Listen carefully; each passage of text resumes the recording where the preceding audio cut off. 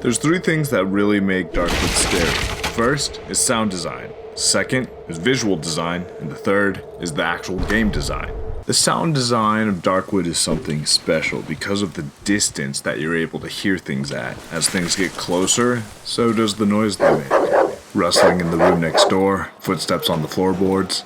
You can tell when danger is getting close. Part of what makes this effective is that there's rarely music in the game. This forces you to check into the soundscape quite frequently and see if there's any disturbances that might be a threat to you. This game is masterful at giving you just enough information to freak you out, but not enough to mount any sort of effective defense. Yeah, you might hear rustling in the next room, but which room is it? What type of weapons do they have? Is it a monster or a humanoid? Keeping the noises that the enemies make indistinguishable makes sure that the threat is present, but not completely identifiable, which is part of why this game is claustrophobic.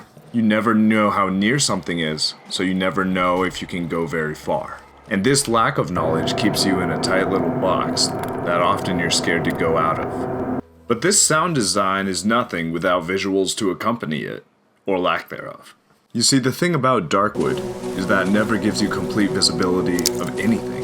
You can only see what's in your flashlight's path, and you can only see what's nearby the light sources that you have available, like your lamps. You'll never have full visual knowledge of your surroundings, and this forces you to keep your head on a swivel, and also your flashlight.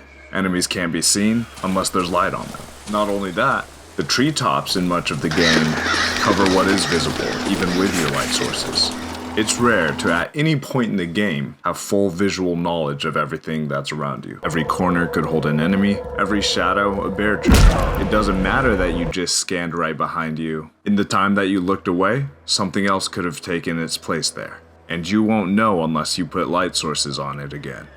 By now you've probably noticed this game has a top-down perspective. And in most other games, that would give away all of the scariness. You're not really afraid of what you can see, especially when you can see all around your player character.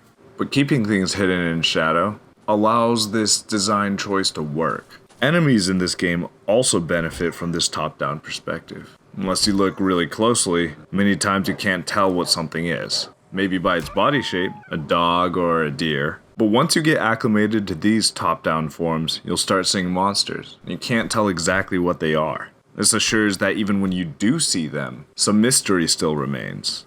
And this lack of knowledge about the monsters completely allows the player's imagination to run wild with what horrors could be seen in a first-person view. When you combine these audio and visual design choices, you now have a scary world that you don't want to go out in. So why would you? And here's where the developers land their power punch: the game design.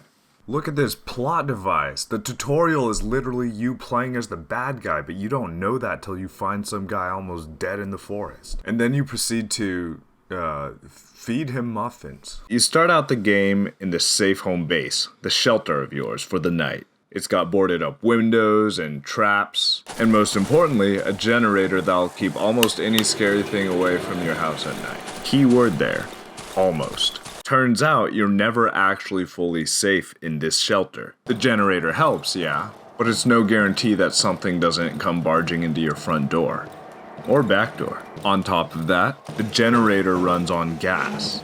And the first night you're there, you find out that you only have enough of this resource for one night. So this forces you to go out into the world and get some more gasoline. But gasoline is scarce. There's no place nearby to just keep farming it, which in turn makes the player venture farther and farther for resources. In doing so, they end up exploring the map and facing their fear of the unknown, because it's either that or the generator runs out of gas and it's all downhill from there.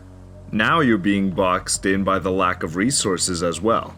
Nowhere is safe. Every step you take now is necessary, but also risky. That's why this game actually gets to people. It's scary. You never completely know what's going on moment to moment. And in your search for more information and resources, you're boxed in, lacking both resources and information, but painfully aware that danger lurks around every corner.